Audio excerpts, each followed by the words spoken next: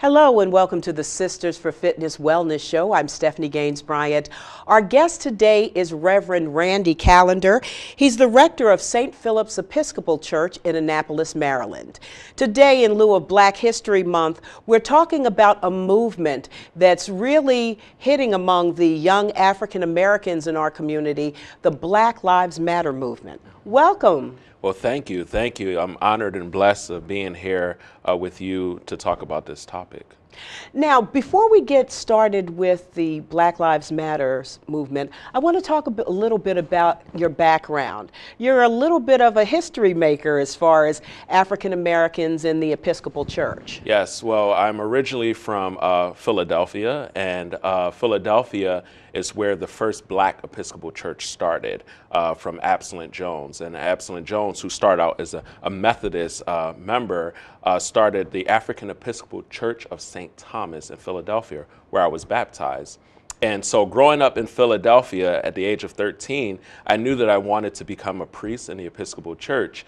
And the Episcopal Church is a great church, but it's a predominantly white church. And not a lot of young Black priests were growing up, especially in the Diocese of Pennsylvania, becoming priests. And so when I was ordained to be a priest in the Episcopal Church in Diocese of Pennsylvania, I was the first Black male priest to be ordained in over 25 years. And so it was a very historical moment, and I'm pushing to get more young Black males and females to look into the ministry of the Episcopal Church, because still in that same diocese, I was the first in over 25 years, and still today, no one else, young Black male, has been ordained yet. How important is activism to you? It's very important. I think activism is a way of getting those who are voiceless to be able to speak out. And sometimes I speak for the voiceless, and sometimes I encourage the voiceless to speak out, to speak the truth to power and let people know what is eating them up inside. And I think activism is a way of just getting the word out. How did you become involved in the Black Lives Matter? Well, the Black Lives Matter movement, I was kind of in it in two folds. One, I'm a member of the Union of Black Episcopalian, which is a Black Episcopalian group within the Episcopal Church. And I work with a lot of youth and young adults, encouraging these young Black kids to be able to share their voice. And everything that happened in our country around Freddie Gray or Trayvon Martin or things that were going on in Ferguson, a lot of our youth and young adults, wanted to say things. They wanted to speak up and let their voices be heard. And so I encouraged them. And so that's where I got involved with that on the UBE level. Now in St. Philip's, we had the Unitarian Universalist Church, who are our neighbors, approached us with a sign that said Black Lives Matter. And they wonder if we would put it up on our property to show that, we stand for the movement. And St. Philip's is a church, I believe, that stands for Black Lives Matter. Not saying that only Black Lives Matter, but that Black Lives Matter also. We need to focus on what's going on in our country. And so when we put the banner up, that was the beginning of the movement in Annapolis. And from there, we had a lot of angry people, destroying our sign. And for me, it was a way of opening up the door to build communication. I said to people, I'm not angry that someone destroyed our sign. I'm not angry that they knocked down our sign, but I hope that this is an opportunity to create dialogue for people to come and talk about it. So what did you do in response to them taking down the sign, in response to this becoming, just saying Black Lives Matter, to it becoming an actual crime that was committed on church grounds? Yeah. Well, the first time that our sign was vandalized, someone spray painted All Lives Matter. The newspaper came to us and they spoke to us about what happened. And I shared with them that I wasn't angry. I was sad because I didn't expect that to happen in Annapolis. Again, I'm new in Annapolis, so I'm not familiar with the culture and what goes on in Annapolis. But I was sad that someone would come and vandalize our sign. And then after that, we decided to put a new sign up. And when we put it up, and let me backtrack. Before we put up our new sign, we decided, let's have a space where we can talk to the community, where we can invite the community to come out to hear what we mean when we say Black Lives Matter. And so we had a workshop. It's called Coming to the Table, where we invited several people from all the different denominations, many members in Annapolis to come out and talk about what St. Philip's and others mean when they talk about Black Lives Matter. And we had over 160 people who showed up to this workshop, and it was well attended, and people were able to express how they felt about racism, how they felt about Black Lives Matter, what was white privilege. There were a lot of people, especially white people, who didn't really understand what was white privilege, and I was able to talk about that and have others come and talk about white privilege and Black Lives Matter. And then after that, we had a wonderful service where we had over 200 people who came out to St. Philip's as we put up our new sign. We had young people, older people, white, black, and it was amazing where we were singing songs. We had a wonderful liturgy. The police department was out there, escorting us. It was just a wonderful service, and there were smiles all over everyone's faces. And then the next day, our sign was knocked down. Has there ever been an arrest in connection? Yes. There was a lady who used to sit outside waving an American flag, and I used to support her. Every time I would ride by, I would beat my horn as she would wave her American flag. And she was caught by the police department. She knocked down our sign and was arrested or charged, I might add. She was charged for knocking down our sign. Now, I was upset because I wouldn't have pressed charges on her, but because the police department caught her in the act, they pressed charges on her for the crime that she did. And I'm in the process of trying to create a dialogue with her to have some kind of mediation where we can sit down and just talk. And if I can, I would love to see if I can take away those charges, because I don't want her to have to pay a fine or go to jail for something that she believed. I would like for her to sit down and for us to dialogue about. So in other words, you'd like to invite her in? Yes, I would love to invite her in to sit down and have a conversation about what I mean, or St. Philip's means when we say Black Lives Matter, and that we're not anti-police. We are not anti-police, we're not anti-white, we're not saying that only Black Lives Matter, we're saying that Black Lives Matter also. And my presiding bishop, Bishop Curry, said something that was very powerful about the idea of Black Lives Matters and what it means. And he shared in this video about it's like a house being on fire. And when the house is on fire, someone calls the fire department comes, and as they're putting the fire out from the house, someone comes outside and they say, wait a minute, all houses matter. And they said, well, yes, all houses do matter, but let's focus on this house right now that's burning, so that way the other homes do not burn down as well. And that's what we're saying, that there are a lot of black on black crimes that are going on in the community. There are a lot of police brutality that's going on in our community. There are a lot of young black men who are being arrested and for false things. There are a lot of young black men in prison. I mean, we need to focus on what's going on in the black community, so that way the fire doesn't spread out into the other communities. And as we were mentioning earlier, the movement was born out of the Trayvon Martin Yes, correct. case, in which he was killed by George Zimmerman. Correct. And George Zimmerman was acquitted of second-degree murder charges. Mm-hmm. Then, of course, we had the case of Eric Garner in New York. I mean, the cases are, I could sit here for 30 minutes and name the cases, but right in our backyard, we had the Freddie Gray case. Correct. My husband's from the Ferguson, Missouri area, where the Michael Brown situation took place. Why is the time now? Well, a lot of people believe that, the same question you asked, people would say, well, why now? All these things have been going on for so long. Why jump up now and try to tackle these tragedies that are going on? And I believe because people have been silent too long. A lot of people have been filled with anger for so long that it's time for them, that some of them are releasing it. They're releasing this anger. Some of them are doing it the wrong way, and others are doing it the positive way, where I believe that I am doing, but where we're saying, look, it's time that we need to speak up and say something about these things that are going on, because we've been silent for too long. And those who have been speaking out loudly, but others weren't listening because of the riots that has been going on.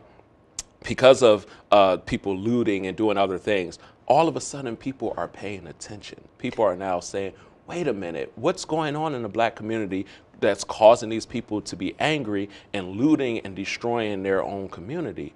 And part of it is where I believe is that it's like when sometimes you do things that you don't mean to do or you don't want to do. When you're in an argument with your spouse or with family members, you might say something that you don't mean to say, but you say it quickly because you're trying to get their attention. You know, you're in an argument, they're over talking you, they're not listening to you, and then you might say something quickly and they pause and say, whoa, where did that come from? And then it begins to open up space for dialogue. And I think that's what these riots and these looting and things are creating, this new space for dialogue. Although I don't agree with it, but it's creating this space for dialogue. Because some would argue that it takes away from the credibility I agree. of the movement, the whole violence, the whole looting of stores and destroying the place where you live. Mm-hmm.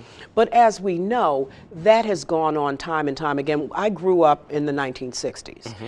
So my aunts and uncles had to come and stay with us. They were from Newark, mm-hmm. and Newark is about 15 minutes from where I grew up, a small town called Vauxhall. And when they were rioting in Newark, the relatives came to stay with us, and my father kept saying over and over again, why are they destroying mm-hmm. their own mm-hmm. areas? And we saw Los Angeles. I mean, those days were some turbulent days for African Americans, and it's kind of sad that here we are again. But the good news is the civil rights movement was really a movement that the young people, in mm-hmm. which the young people came out. It was a young folks movement, and here again we see the young people taking a stand again. Yep. And young people who I love to work with. That's why within the Episcopal Church, I work with a lot of youth and young adults, not only African Americans or blacks, but youth all across the board, Hispanics, whites, Asian. I love working with all youth and young adults. But one thing I do want to add that a lot of people will see in my emails and whenever I travel and preach and talk about racism and Black Lives Matter, I like to begin by sharing I call it the gospel of Jimi Hendrix, when he says, when the power of love overcomes the love of power, only then will the world know peace. And that's something that I live by every day, and it's a quote that I throw out a lot when I talk about racism. It's because love is the ultimate power. I believe love can overcome racism. Love can overcome the rioting and the looting. Love can overcome the hate that people have for each other. But sometimes it's the power that people want, the power that controls, the power of being on top. And that's what's causing so much tension between our young people and our young adults, and even with this whole thing about racism. It's all about power. But when love overcomes power, that's when we will see a world that is transformed. That's when we will see a city and a community that is transformed. That's where I believe that racism will no longer be in our culture, that it will be gone. So that's one thing that I hope that we as human beings can focus more on love than so much on power and hate and being separate, but figure out ways of uniting through love. How do you think this movement differs? I know how I think it differs, mm-hmm. and how I think it's similar to the civil rights movement, the modern civil rights movement of the 1960s. Mm-hmm. What do you see are the differences and the similarities? Well, I see a lot of similarities that are going on with our youth, that you mentioned, young people taking up in leadership form and letting their voices be heard. But one thing that is different that I really love, and a lot of people have a love and a hate for, is social media. Social media is one of the biggest things that is very different today, with people speaking out and speaking up against racism and prejudice that are going on in our country or within our world. And it's through Facebook and Twitter and Instagram and all these different kind of social media where the word is getting out quicker. And sometimes throughout the civil rights movement, I have a lot of mentors who were involved in the civil rights movement, but some of their messages weren't getting out there. You know, there were key people who messages were getting out, the Martin Luther Kings, the Malcolm X. I mean, there were a lot of people who were the face sometimes for civil rights movement, but there were the people in the background, the people behind who were lifting up the Dr. Martin Luther Kings and the Malcolm X's, lifting them up. And those people's voices are being heard now because of social media. You know, through Twitter, people can tweet out how they feel. If something happens in a community, it can get out quickly. If someone's being abused because of racism or something else, it can get out quickly. So the word is getting out much quicker now than it was back then because of social media. And I tell you, the power, video is so powerful. Amen.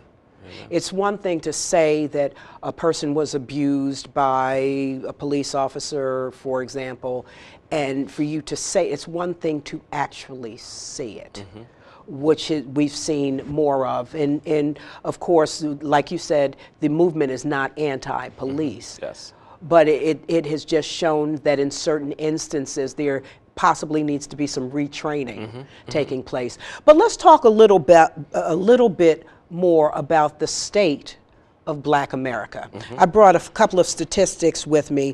For example, the unemployment rate now is 4.5% overall. For African Americans, the unemployment rate is 9.5%.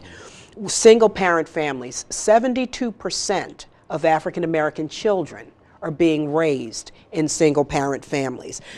One of the biggies is the incarceration rate. We've got 2.3 million people incarcerated. 1 million of them are African Americans. Where it's like there's a big pie to eat here. How are we going to get it done? Yeah. Well, there's a book called The New Jim Crow that talks about the prison system right now is a new form of slavery right now, especially for young Black African Americans. And so I believe a lot of it starts with education. The education system, we need to start to focus more on that to educate our young Black African Americans about, you know, what's going on in our country. The other thing I think we need to focus on is understand what it means about cultural racism and institutional racism. You know, there are 4 levels of racism. There's personal, interpersonal, cultural, and institutional. And those are the forms of racism we have to learn and educate ourselves and understand what it means and what's going on. And can you take us through it for 1 minute? Well, I know it's you could probably do an hour on it, but can you take us through? Well, and I'll speak from my point of view, not so much exactly what it says in textbooks, but for me, a personal racism for me is more of like a one-on-one type of racism where there are people who can be racist, say how they feel about a person. Cultural racism is more of our cultural in sense, speaks for itself, and institutional racism is the institutions that we live in. The institutions, how, you know, that these institutions are run by a white society and they want to keep the institution the same way that how our country was built, that whites can be on top and Blacks and so forth can be on the bottom. And that's where I see so much in the institutional with the prison, where it's like a form of slavery where, you know, it's okay to be in prison because we'll feed you, you'll have somewhere to sleep, you'll be okay. You don't have to worry about working. It's this whole mindset of control where people think it's okay to be in prison, because when young Black men get out of prison and they try to find a job, it's very hard for them to get a job. You know, it's really hard. People look down upon them. Society look at them as outcasts. There's no second chance for a young Black man to get a job. And so for him, he or her, it feels as though, well, it's easier to go back in prison because everything was okay. I was eating well. I didn't have to worry about getting up. Someone told me what to do. And so this whole brainwash in the mindset. It's a vicious cycle. Yeah, this whole brainwash of mindset of it's okay to be in prison. It's okay to be arrested, where I believe it's not okay. It's not okay to be in prison. And we have to figure out a way of changing our culture and our system to make that when someone get out of prison, that there's a way of finding a job. There's a way of being transformed and changed. And I don't see a lot of that going on in prisons. I used to do prison ministry when I was in Pennsylvania, and a lot of the young Black men would come and sit down for Bible study with me. And it would begin as Bible study, but then it would transform into having dialogue to just talk about, how did I get out? They would say, how did you, Pastor Randy, become a priest, and you grew up in the same neighborhood that I grew up, around drugs, around prostitution? And I would say that it was God who led me. I allowed God to lead me through my life and education. You know, I had good parents who were very big on education. My mother would always tell me, you know, you go to school and you learn, and you don't only learn about what's going on in the books, but you learn what's going on in your culture, what's going on in your community. And I thought that is very important. And one thing my mother would say to me, and I continue to preach and tell people, you don't learn only from your mistakes, but you learn from other people's mistakes as well. And that's how I learned to not get caught up in the system and not get caught up with drugs and other things. But there are people who that's the only way that they can turn to, because they don't have the mentors and the supports that I had when I was growing up. With your own child, if you have a male child, Yes. if you don't mind my saying, what discussion will you have with him about being a black man in America? Yeah. Well, that is a tough question, because that question was asked to me by several people. And at first I wanted to be naive and say, oh, when my son grow up, I don't really have to say much, because we're going to live in a kumbaya world. And I realized that's not true. You know, my son is going to grow up in a tough and difficult world, and I'm very afraid. And I can admit that as a pastor, as a black man, I'm very afraid of what my son is going to experience. And I pray every day that he doesn't have to go through what some of the things his father went through. So the discussion I will want to sit down with my son is to teach him how to be respectable to other people, but at the same time, how to be aware of his surroundings. You know, 2 days ago, I found it amazing how I'm still institutionalized, caught up in this culture, where I was driving my car heading to the church, and while I was driving, a police car was right behind me. And when it pulled up behind me, you know, I didn't pay it any mind, but my quick reaction was to look through the rearview mirror and see if it's an officer that I know. I don't know why that clicked for me, but I did. I looked in the rearview mirror to see if it was an officer that I know. I didn't. And so I made a right turn, and then when I made a right turn, the officer made a right turn. So I continued to drive. When I made a left turn, the officer made a left turn, and quickly I started looking for my registration. I started looking for my insurance. I started adjusting my speed. And again, I don't know why. And so I went up to the light turned green, I turned left, and the officer turned right. And when I approached the church, the first thing that I saw was the flaps of our Black Lives Matter sign that was cut down and stolen from someone. And I began to wonder, why? Why did I feel that way driving with a police officer behind me, where quickly fear jumped into my bones, where quickly I need to look for my registration and my insurance? And I think that's because we are so caught up in this culture that being a black man driving a nice car, just, you know, driving is wrong. And sometimes I have to remind myself that it's not, because some of my best friends who are white and Asian and Latino might not have felt the same way. Especially my white friends probably wouldn't have felt that way. If a police officer was behind them, they probably would continue driving the same way. But why? That's the culture that we live in, and that I have to teach my son how to live in that culture, how to live in when you're driving down the street. Make sure that you have your registration and your insurance in a place where you can get it, which is sad. When I talk to my son, I have to tell him, make sure that you don't disrespect or say anything wrong to a police officer. Make sure you have your phone set so that if anything goes wrong, that you can record it quickly. And it's sad that I have to teach my son that, where I don't want to, but I feel like I have to until things change within this country. As we wrap up our discussion, I want to touch on the fact that we're in a very heavy political season, where we have politicians trying to appeal to African Americans, and they're, you know, making speeches and making promises. How do we make sure that the issues that affect African Americans stay front and center once the political season is over?